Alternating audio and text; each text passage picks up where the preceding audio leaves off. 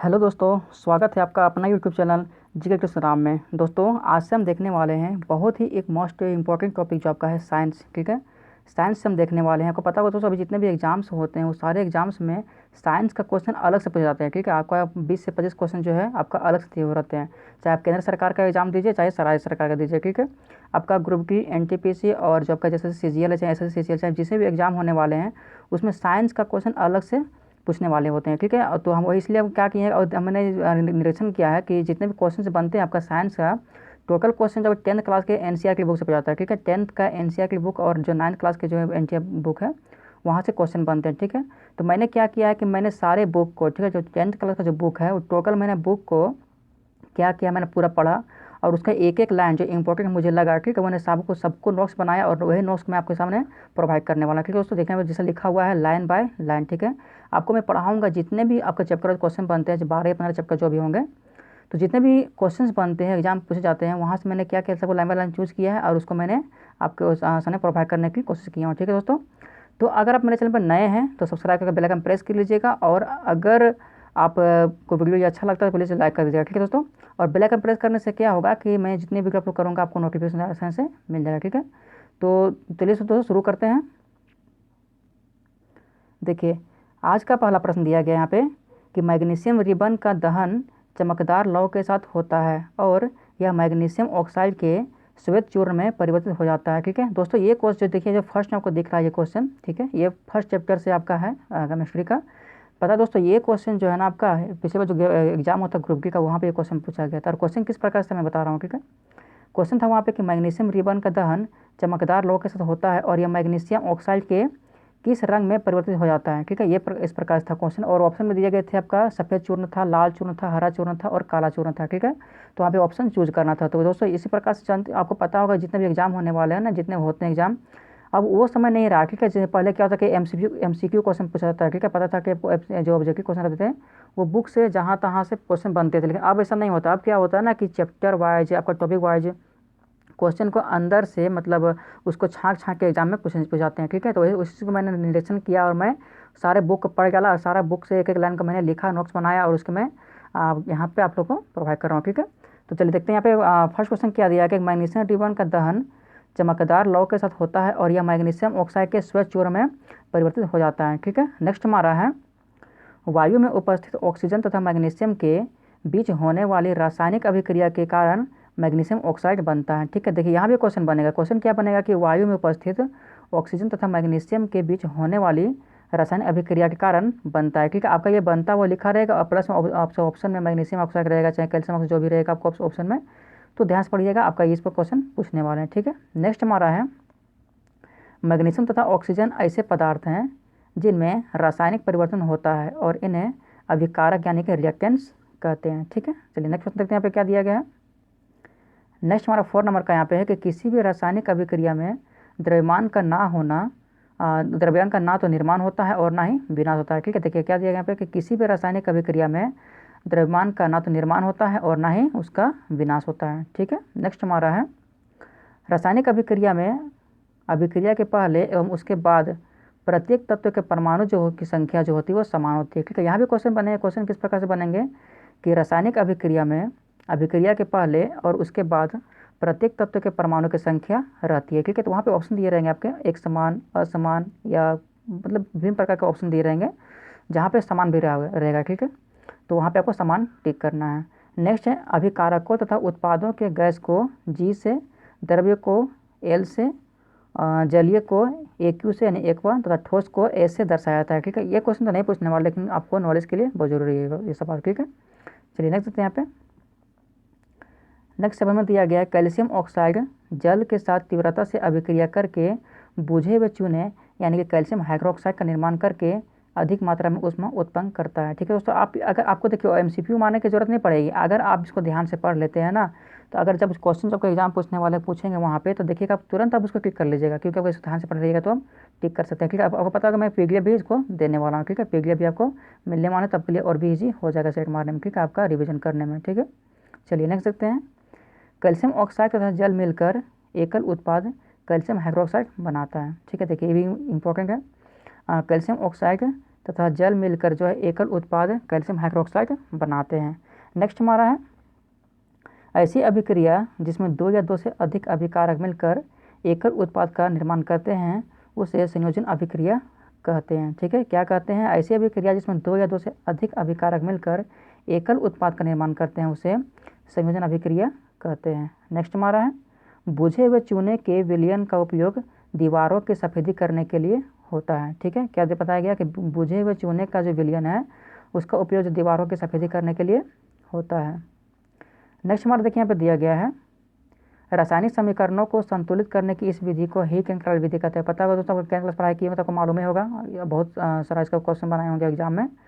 तो क्वेश्चन क्या बोलता है यहाँ पे कि रासायनिक समीकरण को संतुलित करने की इस विधि को हीट एंड विधि कहते हैं। नेक्स्ट हमारा है कैल्शियम हाइड्रोक्साइड वायु में उपस्थित कार्बन डाइऑक्साइड के साथ धीमी गति से अभिक्रिया करके दीवारों पर कैल्शियम कार्बोनेट की एक परत बनाता है। ठीक है, यहाँ भी देखिए क्वेश्चन बनता है, क्या बनता है क्वेश्चन यहाँ पे कि कैल्शियम हाइड्रोक्साइड वायु में उपस्थित कार्बन डाइऑक्साइड की धीमी गति से अभिक्रिया करके दीवारों पर क्या बनाता है दोस्तों? तो वह दीवारों पर किसकी पतली परत बनाता है? तो वो बनाता है कैल्शियम कार्बोनेट का पतली परत बनाता है। ठीक है, नेक्स्ट हमारा है सफेदी करने के 2-3 दिन बाद कैल्शियम कार्बोनेट का निर्माण होता है। ठीक है, सफेदी करने के कितने दिन बाद? तो 2-3 दिन बाद क्या होता है? कैल्शियम कार्बोनेट का निर्माण होता है। संगमरमर का जो रासायनिक सूत्र है वो कैल्शियम कार्बोनेट होता है। ठीक है, याद रखिएगा, एग्जाम पूछे जा सकते हैं। Calcium carbonate CaCO3। ठीक है, संगमरमर का जो रासायनिक सूत्र होता है कैल्शियम कार्बोनेट होता है।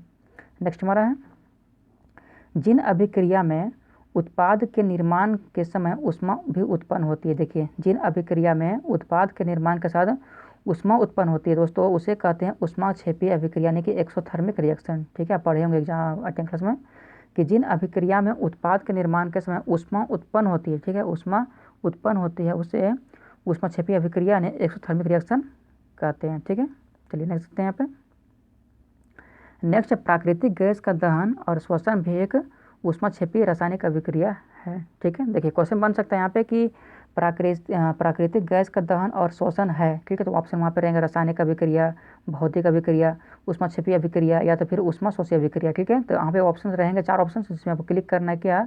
तो ऊष्माक्षेपी रासायनिक अभिक्रिया। ठीक है, प्राकृतिक गैस का दहन और श्वसन है, क्या है वो?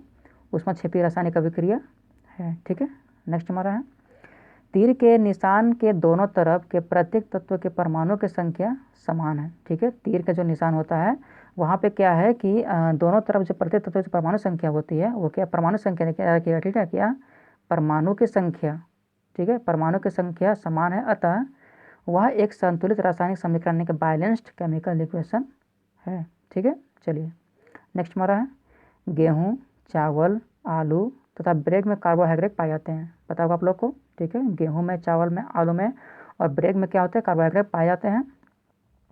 इन कार्बोहाइड्रेट के टूटने से ग्लूकोज प्राप्त होता है। ठीक है, आपका क्वेश्चन बन सकता है कि कार्बोहाइड्रेट के टूटने से प्राप्त होता है तो क्या? ग्लूकोज। ठीक है, और हमारे शरीर के कोशिकाओं में यही ग्लूकोज जो है ऑक्सीजन से मिलकर हमें ऊर्जा प्रदान करता है और इस पर अभिक्रिया को क्या कहते हैं? श्वसन कहते हैं। ठीक है, मैं बता दूं दोस्तों क्या है, बहुत इंपॉर्टेंट टॉपिक मैंने कवर किया है जो बहुत इंपॉर्टेंट है, आप ध्यान से पढ़ें और इसका PDF जो है PDF डाउनलोड करके उसको रिवीजन करें। ठीक है, नेक्स्ट देखिए यहाँ पे दिया गया है साग सब्जियों अन्य वनस्पति पदार्थ का विघटन होकर कंपोस्ट का बनना भी ऊष्माक्षेपी अभिक्रिया होती है। देखिए दोस्तों, जितने साग सब्जी या कोई वनस्पति पदार्थ का विघटन होता है, ठीक है, सड़ता गलता है तो वो कंपोस्ट बनता है। कंपोस्ट क्या होता है? आपका ऊष्माक्षेपी अभिक्रिया कहलाता है। ठीक है, नेक्स्ट है गर्म करने पर फेरस सल्फेट FeSO4 7H2O। ठीक है, आपका इसका रासायनिक सूत्र याद रखिएगा, एग्जाम में पूछे जा सकते हैं। ठीक है, तो गर्म करने पर फेरस सल्फेट का क्रिस्टल जल त्याग देता है और यह क्रिस्टल का रंग बदलकर हरा रंग का हो जाता है। देखिए दोस्तों, यहाँ बहुत इंपॉर्टेंट है ये, यहाँ क्या बोल रहा है कि गर्म करने पर फेरस सल्फेट का क्रिस्टल जल त्याग देता है। ठीक है, त्याग देता है, उसमें क्या होता है कि क्रिस्टल का रंग बदल जाता है और क्या हो जाता है? वो हरा कलर का। याद रखिएगा, जहाँ क्रिस्टल की बात आएगी वहाँ पर रंग हरा रंग का हो जाएगा। ठीक है, आगे भी देखने को मिलेंगे आपको रंग के बारे में, तो ध्यान रखिएगा, जहाँ क्रिस्टल की बात आएगी वहाँ पे हरा रंग के बारे में जिक्र किया है। नेक्स्ट है इसके बाद यह फेरिक ऑक्साइड यानी Fe2O3, सल्फर डाइऑक्साइड SO2 तथा सल्फर ट्राइऑक्साइड यानी SO3 में वियोजित हो जाता है। फेरिक ऑक्साइड ठोस है। देखिए दोस्तों, थोड़ा गलती हो गया। ठीक है, तो जो फेरिक ऑक्साइड वो ठोस है जबकि सल्फर डाइऑक्साइड और सल्फर ट्राइऑक्साइड, ठीक है, यहाँ पे ट्राइऑक्साइड होगा। तो देखिए फेरिक ऑक्साइड ठोस है, जबकि आपका सल्फर डाइऑक्साइड और सल्फर ट्राइऑक्साइड क्या है, दोनों गैस है, ठीक है, याद रखिएगा। नेक्स्ट हमारा है गर्म करने पर कैल्शियम कार्बोनेट का कैल्शियम ऑक्साइड तथा कार्बन डाइऑक्साइड में विघटित होना भी एक वियोजन अभिक्रिया है, ठीक है। यहाँ क्या बोल रहा है कि गर्म करने पर कैल्शियम कार्बोनेट का कैल्शियम ऑक्साइड तथा कार्बन डाइऑक्साइड में विघटित होना भी एक वियोजन अभिक्रिया है, और जिस अभिक्रिया में एकल अभिकर्मक टूटकर छोटे छोटे उत्पाद प्रदान करता है वह एक वियोजन अभिक्रिया है, ठीक है। चलिए नेक्स्ट हमारा यहाँ पर दिया गया है कैल्शियम ऑक्साइड को चूना या बिना बुझा हुआ चूना भी कहते हैं, ठीक है। जो कैल्शियम ऑक्साइड है, कैल्शियम ऑक्साइड, ठीक है, कैल्शियम ऑक्साइड को क्या कहते हैं हम लोग, चूना या तो फिर बिना बुझा हुआ चूना कहते हैं। आपको पता होगा एग्जाम में पूछे गए थे कि बिना बुझा हुआ चूना का रासायनिक सूत्र क्या होता है, ठीक है।